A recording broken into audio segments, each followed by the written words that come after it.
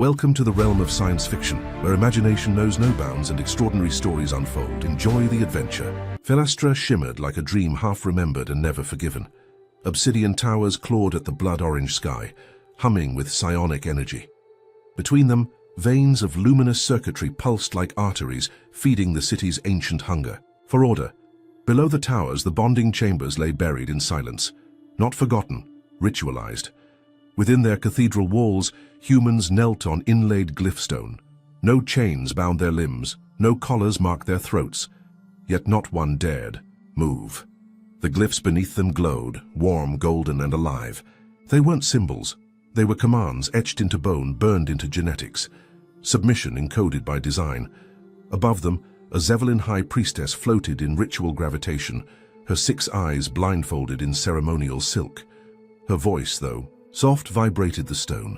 Ancient syllables fell like rain, baptizing another batch of obedient flesh into lifelong silence. No one screamed, no one wept.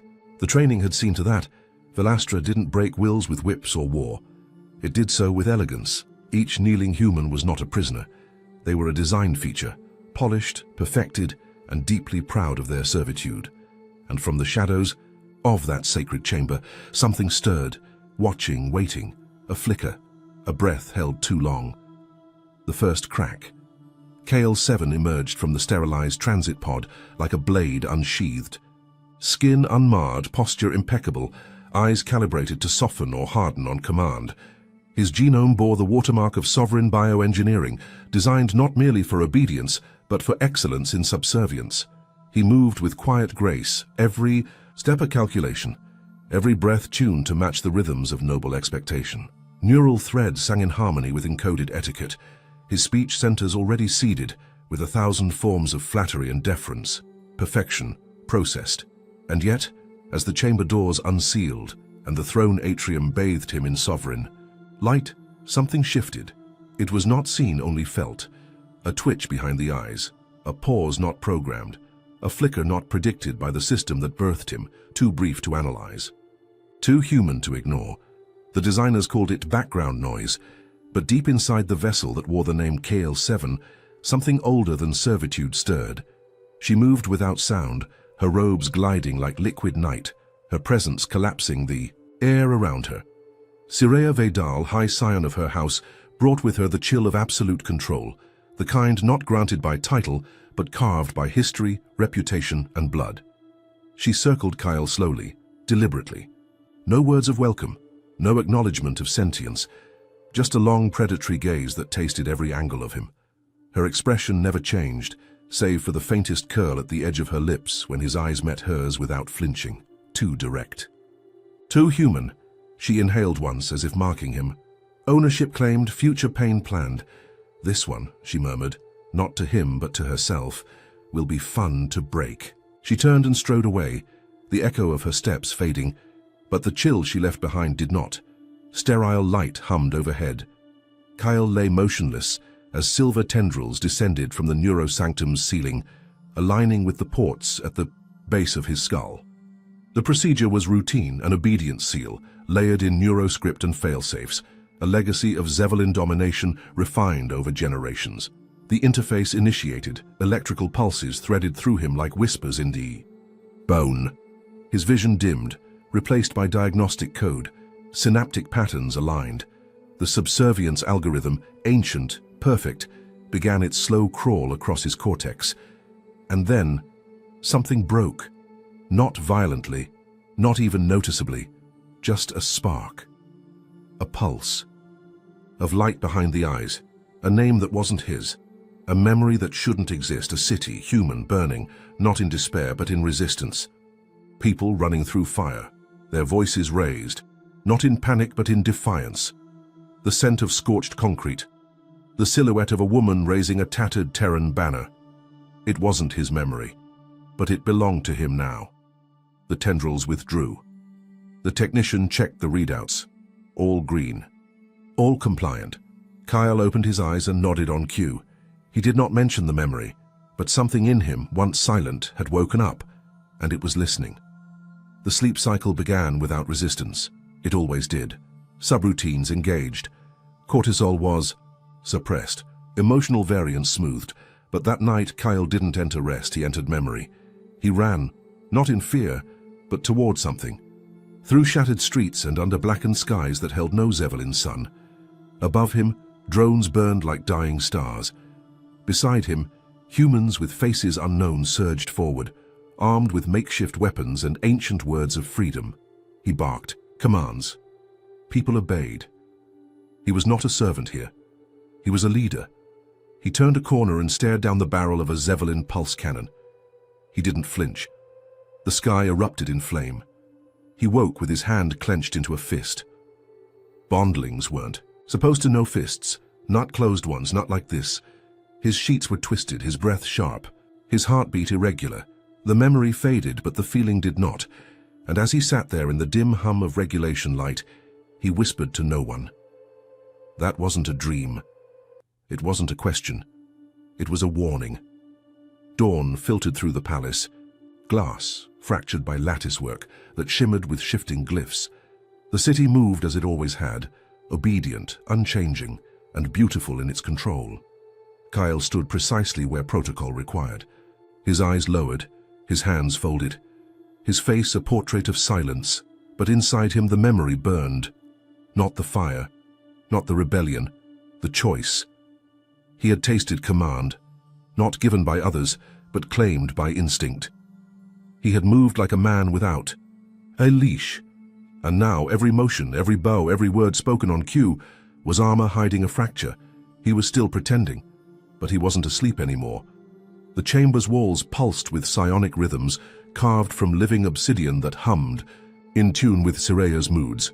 Shadows bent around her form as she summoned Kael forward. The air was thick with command, unsaid but omnipresent. She stood barefoot on the resonance circle, her voice low and honeyed, yet sharp enough to cut bone. The order she gave was simple, ritualized, ancient, one no Bondling had ever refused. Lower. Yourself. Strip the last sliver of dignity. Become the nothing you were bred to be. Kael did not resist, but he hesitated, a breath drawn too long, a motion delayed by a single heartbeat. A stillness not caused by fear but by consideration, and that was enough. The psychic atmosphere rippled, not in rage but in confusion. The room felt it, the floor felt it. So did she. He obeyed, eventually. Perfectly, as always, but the pause had already carved itself into the space between them. A Bondling should never hesitate, not in thought, not in motion, not in soul. And yet Kael had, and something in the air, silent and ancient, shivered with anticipation. She said nothing of the pause. Instead, she stepped closer, circling him with the patience of a predator who'd found something far more delicious than fear. Her eyes narrowed, 6 pupils dilating to impossible depths. Her voice shifted, ancient syllables spilling in a dialect older than recorded time, not meant for ears, but for obedient neurons. A language designed not to be heard but obeyed, and Kael blinked, that was all. A blink at the wrong cadence, a breath out of rhythm. She studied him as one might study a flawed gemstone, beautiful, valuable, but incorrect. No Bondling ever blinked when spoken to in old Zevalyn. Her head tilted slightly, a smile ghosted across her lips, thin, sharp, curious. Not punishment, not discipline. Curiosity. To a Zevalyn, rage was expected, disobedience was grounds for cleansing, but curiosity was dangerous, and in her mind a thought began to slither, quiet, seductive. Not, what is he hiding, but how far can he go before he breaks? Night fell like it always did, manufactured, calculated, precise. Kael sat alone in his chamber, posture relaxed but mind fracturing at the edges. The room was dark, quiet. Inside his skull, the implant pulsed its rhythmic lullaby, meant to soothe, to suppress. Then came static, not external, not environmental, but inside, a glitched whisper, threading through the dark like a cracked note in a perfect symphony. Libertas is online, his breath caught. Not a dream, not a hallucination. A voice, human, raw, broken by time, but unmistakably alive. Memory suppression at 3%, genome anchor confirmed. Subject, Kael 7, stand by. Every fiber of him stilled, not in fear, In awakening, the voice wasn't alien. It wasn't Zevalyn. It was Earthborn, old resistance tech buried in the DNA of a future generation. A ghost program built for one purpose: to wait, to watch, to awaken. Kael didn't speak. The room was still monitored, but inside his chest, something shifted. The orders from Libertas were simple: observe, resist, wait, and when the moment comes, choose. No fire, no sirens, just a single line of corrupted code echoing in his skull like a war drum wrapped in velvet. You were never theirs. She called it training, refinement, calibration. But what Sireya did was test him, privately, deliberately, obsessively. She would call him to her inner sanctum with no warning. The room would shift each time, blinding light one moment, total darkness the next. Temperature swings sharp enough to draw sweat or frost. Sensory manipulation designed to erode certainty, to fray the borders of thought. Her voice would change tones mid-command. She'd speak in contradictory phrases, dare him to resolve meaning from paradox. One moment she whispered kindness, the next she roared contempt. Kael complied, but not like the others had. Where past bondlings broke, Kael adapted. Where others wept, he listened. Where others crumbled under contradiction, he mirrored it with poise, never mocking, never blatant, but always a little too precise, a gesture too thoughtful. A question asked with too much insight. A yes, my lady, delivered with too much calm. It wasn't rebellion, not outright, but it wasn't obedience either, and it shook her. Sireya, who had never doubted her control, began to watch him longer. Then she spoke. She delayed commands to see if he would preempt them, and when he didn't flinch, didn't fold, didn't fail, she realized something she would never admit out loud. She didn't know what he was anymore. The dining hall glittered with the cruel elegance of the elite. Zevalyn nobles reclined across transparent plinths, their laughter smooth and sharp as glass. Servants, bondlings like Kael, moved in choreographed silence, never seen, never heard. Sireya raised her hand slightly. A signal. Kael responded instantly, except, this time, he tilted the ceremonial vessel too slowly. The fragrance of the nectar released at the wrong tempo. Subtle, barely perceptible, except to a Zevalyn. A ripple of silence rolled across the table. Sireya's expression never broke, but her status had been nicked in the most public way possible. She had been undermined, not by incompetence but by precision. And everyone knew it. Punishment was expected, ritualized, immediate. But she did nothing, because to punish him would imply she lost control, and admitting loss in public was a stain that lingered longer than blood. She looked across the table at him. His lips were still, but his eyes said everything. I see you, and worse, you see me too. Libertas no longer whispered, it spoke. Each night as Kael entered the regulated sleep cycle, the voice threaded clearer. It repaired damaged links, restored forbidden access nodes, awakened closed memory vaults with patient precision. It fed him stories, his stories. Earth. Rebellion. The Martian archive burned but never forgotten. Tycho Gate, where unarmed humans held back Zevalyn shock troops with nothing but gravity knives and madness. Heroes erased from history, their names coded into the genome that now shaped him. Kael listened. Then he remembered. He was not just a stray glitch, not just a beautiful malfunction. He was a spark, deliberately buried, carefully timed, genetically, armed with the memories of 1,000 lost voices. He wasn't one of many. He was the beginning. She watched him, not with the gaze of a master inspecting property, but with something slower, hungrier, as though the shape of his silence had become more compelling than any spoken word. She believed he didn't see, but Kael always saw. She lingered after issuing commands now, just long enough to see how he interpreted them. She studied his hands, the way they moved with grace not born of programming but of purpose. She noted his posture, straight yet fluid, never stiff, never afraid. He obeyed, flawlessly, and yet every act of compliance carried an edge, too deliberate, too intentional, as though obedience itself had become an illusion, a performance. He allowed her to believe, and she began to doubt. Was he still hers? Or had the leash grown so long she could no longer see where it ended? She told herself she was still in control, that every flicker of tension was his weakness, not her unraveling. But the smile he gave her one evening, quiet, respectful, deferential, sliced through that lie like a scalpel. It wasn't a smile of submission. It was a mirror. She'd made him kneel. But now she couldn't tell if he was still down there or if she was the one looking up. The meditation chamber lay buried beneath Velastra's western wing, veiled in echo-dampening crystal and humming with static psionic silence. A place designed for stillness, for control, for the quiet death of dangerous thoughts. Kael entered as ordered. Alone, or so they believed. Dr. Lin Vore waited in the shadow, robes plain, posture servile, eyes hollow like any other bonded caretaker. But behind those eyes burned the embers of a rebellion older than Kael's memory and deeper than the city's roots. They didn't speak at first, not aloud. The risk was too great. Instead, Lin traced a symbol onto the stone between them, a jagged sigil known only to ghosts and traitors. Kael blinked. Recognition bloomed. "You're not malfunctioning," Lin said, his voice barely a whisper. "You're awakening."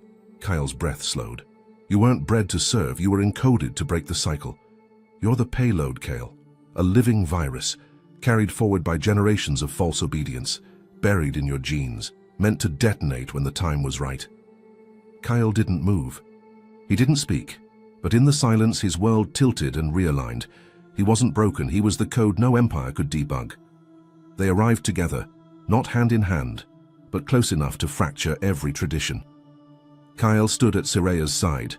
During council gatherings, draped in ceremonial cloth threaded with jewels, his features sculpted in stillness.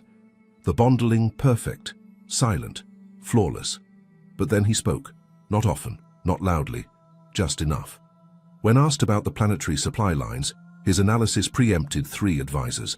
When pressed on minor diplomatic tensions, he suggested a compromise. Before anyone else did, he answered questions no one had yet spoken, and always with the kind of soft eloquence that made others question whether he was truly echoing Sireya's will or if she was now echoing his.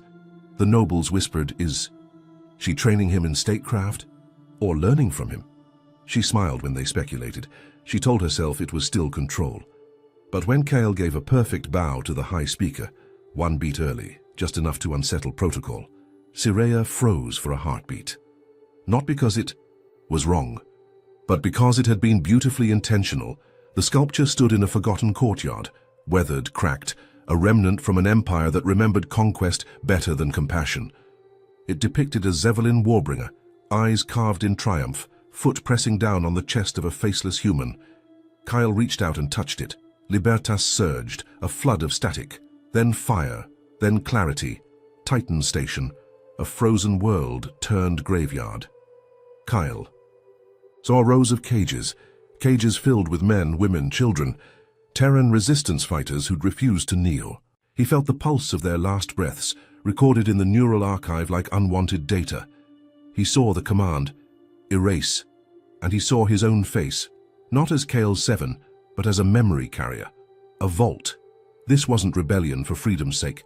This was retribution, not born of hate but of truth remembered, in marrow, in blood, in bone.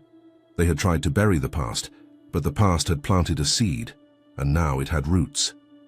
Deep within House Vidal's encrypted research core, Kael found the files behind locked glyph barriers, names wrapped in psionic shielding, access, limited to bloodline signatures, but Libertas had other keys. The data unfolded like rot blooming under polished marble. Project Quiet Crown, an override protocol. A psychic compression array engineered not to destroy but to erase. The technology targeted thought, identity, awakening. It could suppress resistance not just in 1, but in millions, with a single pulse from the planetary lattice, not with pain, not with chains, but with forgetting. The project had a test run scheduled, 2 weeks, a ceremony masked as a unity ritual. Sireya's house would lead the initiative, cloaked in diplomacy, praised by the council. The Bondlings would walk in free. They would walk out hollow. Kael's hands trembled, not with fear but fury, a cold rational fire spreading through every nerve. They weren't preparing for war. They were preparing for silence, the kind that smiles while it kills. He closed the file. He was out of time. The gala swirled with crystalline light, and orchestras played in 17 harmonic frequencies, beautiful enough to distract even Zevalyn minds from plotting. Kael stood at Sireya's right. He noticed the flicker, not in the light. In a guest's breathing pattern, too slow, too measured, the assassin moved like mist. A curved blade, atom-sharp, drawn from thin air and aimed for Sireya's throat. Kael didn't hesitate. He shifted one step forward and tilted, not to intercept, but to redirect. The strike missed flesh and shattered on reinforced marble. Screams rose, chaos erupted. Sireya stared at him, not in shock and calculation. She had seen his reflexes, his prediction, his willingness to shield her, not out of loyalty, but choice. She dismissed the assassin with a gesture, but her gaze stayed locked on Kael. He had saved her life, and in doing so made her question the entire shape of it. The chamber was silent after the chaos. The lights dimmed to half, casting long shadows.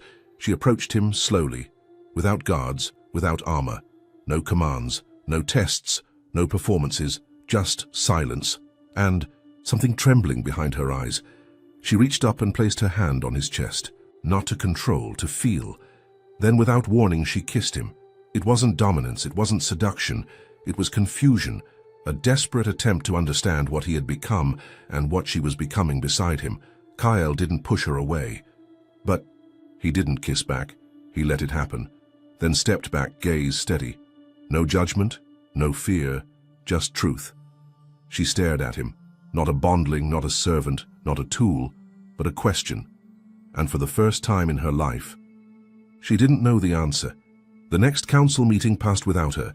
Sireya sent an envoy, claimed exhaustion, claimed diplomatic fatigue. But the nobles whispered. She didn't miss meetings. Not in 30 cycles, not even after her father's death. And those who had watched the gala closely, who had seen the tilt of the blade, the intimacy of the silence after, began asking the real question. Had she lost control? Or had she given it up? In her private chamber, Sireya stood before the mirror, hands clasped so tightly her rings left welts. Her mind, once a fortress, now echoed with questions that weren't hers. She had seen something in Kael's eyes. Not love, not hate, but clarity. And clarity was corrosive, even to a crown. Captain Virex was many things, loyal, brutal, unsparing. But he was never blind. He watched Kael with the cold precision of a man who'd seen revolutions start with nothing more than a whispered doubt. He logged his deviations, his timing, his glances, his silences. He studied Sireya too, the softness in her tone, the delay in her orders. He followed Kael one night through a shadowed corridor. No sound, no confrontation, just the quiet footfalls of a predator tracing, the scent of something wrong. Kael never turned, but Virex knew. The Bondling wasn't rising, he was replacing.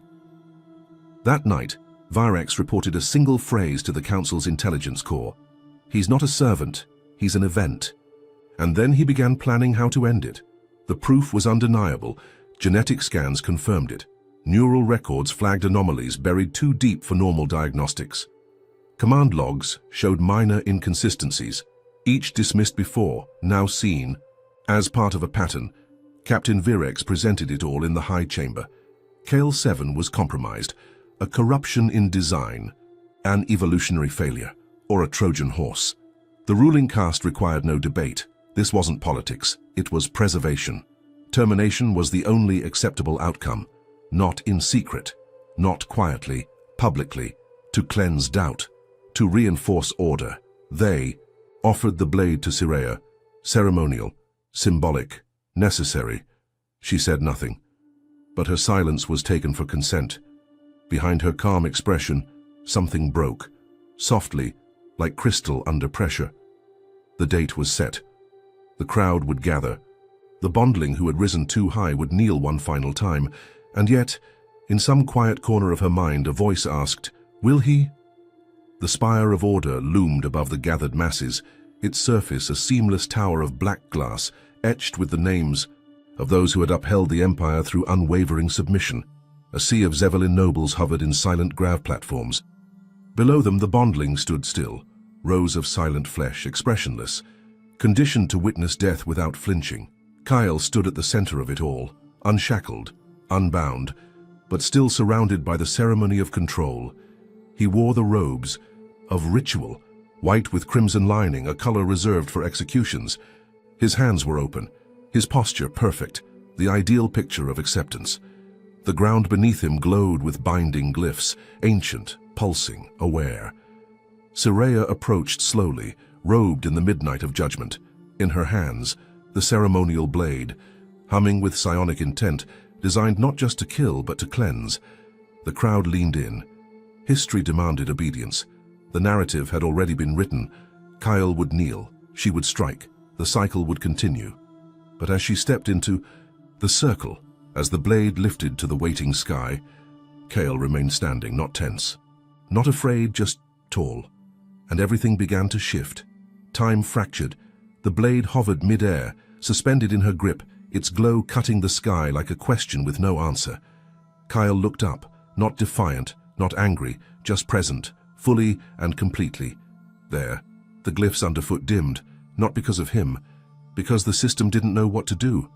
Bondlings didn't stand during execution. They didn't meet the gaze of their executioners. They didn't make the air feel too still.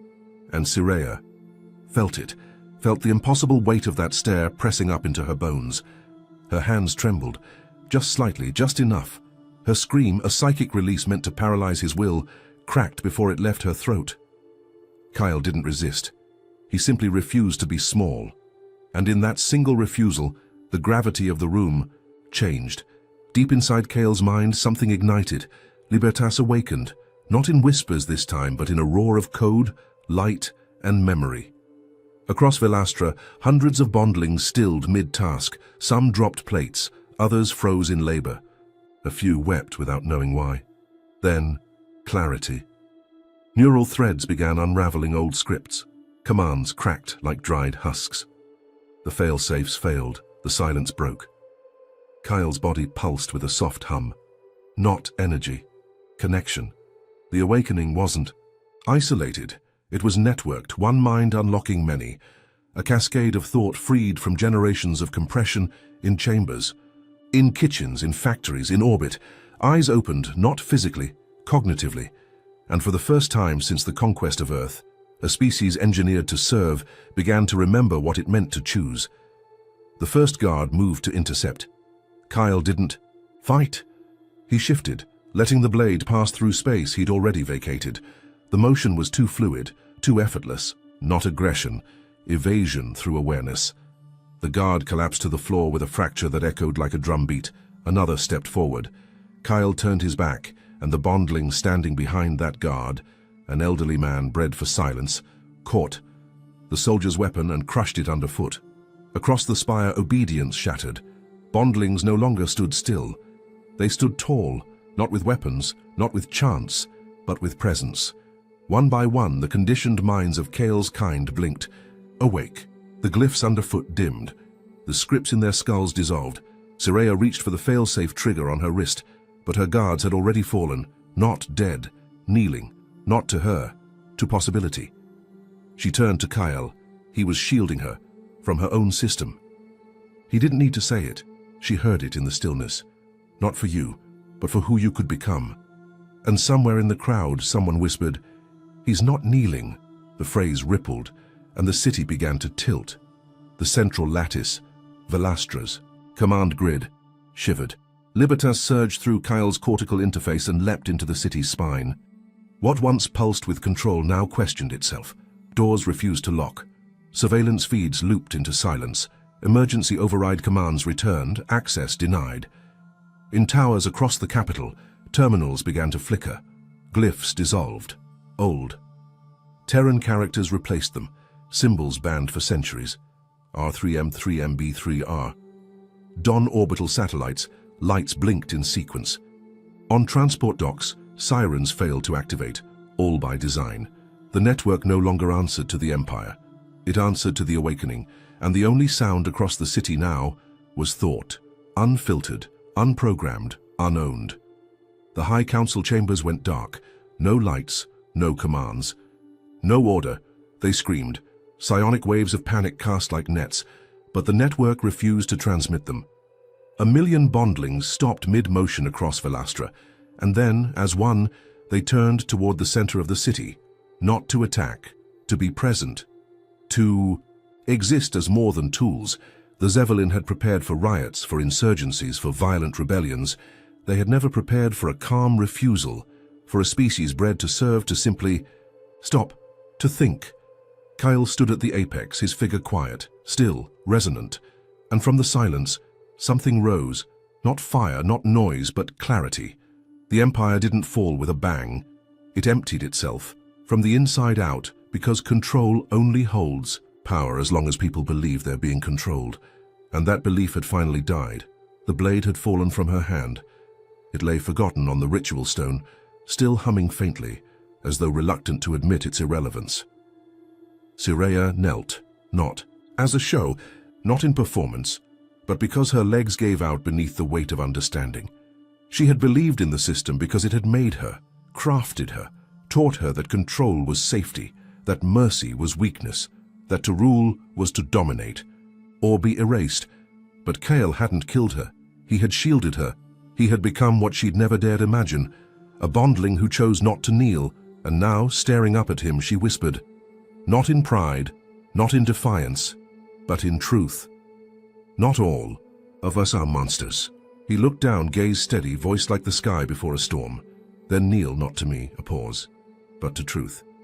The Zevalyn surrendered without a treaty. There was no battlefield, no formal surrender rites, just silence, followed by agreement. The bondling program was dissolved. Neural compliance tech was outlawed. Command glyphs were stripped from the cities and shattered into dust, and in their place, a council, not of victors, not of conquerors, but of survivors. Kael refused a seat at the top. He insisted the new Concord be formed from both species equally, former slaves, former masters, former tools, former tyrants together. It was messy, imperfect, strained, but it was new, and when the lattice was rebuilt, it was designed not to command minds, but to preserve memory. Sireya entered the Concord chambers not as a noble, but as a liaison. No titles, no guards, just history in her voice, and 100 contradictions stitched into her heart. She spoke on behalf of those Zevalyn who wanted to understand, not dominate. Those who had doubted and now wished to learn. There were whispers. Of course there were, that she had fallen too far, that she had betrayed her caste. But the louder truth echoed in quiet corners of the city, that she had changed, and more importantly, that she had chosen to. Her pride was gone, but not her purpose, and when Kael nodded once, just once, from across the chamber as she stood to speak, she did not look down. She looked forward. At the center of Velastra, beneath the old Imperial command vault, Kael stood before the final lock. A crystalline pillar pulsed with dormant code, neural control systems, memory limiters, generational obedience patterns. It had once whispered lies into the minds of billions. Now it waited to be silenced. Libertas activated the final sequence, authorization bypassed, security stripped, all barriers collapsed. The override code dispersed in waves, traveling through the old lattice, the orbital relays, the dormant implants in Bondling still scattered across the stars. There was no pain, no spectacle, just a deep, collective exhale. In outposts long forgotten, eyes widened. On ships, in factories, in abandoned moonside cities, humans who had never known freedom blinked in sudden clarity, and for the first time since Earth fell, they remembered themselves. In the solitude of the memory chamber, Kael sat alone, save for the hum of circuitry and the fading echo of Libertas. The AI had done its work. The code was spent. You understand now, it said, voice thin with time. Freedom isn't the end of the war. He nodded once. It's the beginning of self. Libertas pulsed one last time, then faded. Its final act, not destruction, but completion. Kael sat there for a long while. No commands to follow. No role to perform, just silence and choice. The revolution wasn't about replacing masters. It was about erasing the need for them. Years later, In the rebuilt central plaza of Velastra, a new statue rose, not of Kael, not of heroes, not of victory, but of truth. A woman knelt in the sculpture, elegant, composed, but unbowed. Her eyes faced the sky, wide open. Her face was carved not with shame, but with wonder. It was Sireya. Not as she had been, but as she had become. The plaque beneath read, "We once demanded obedience.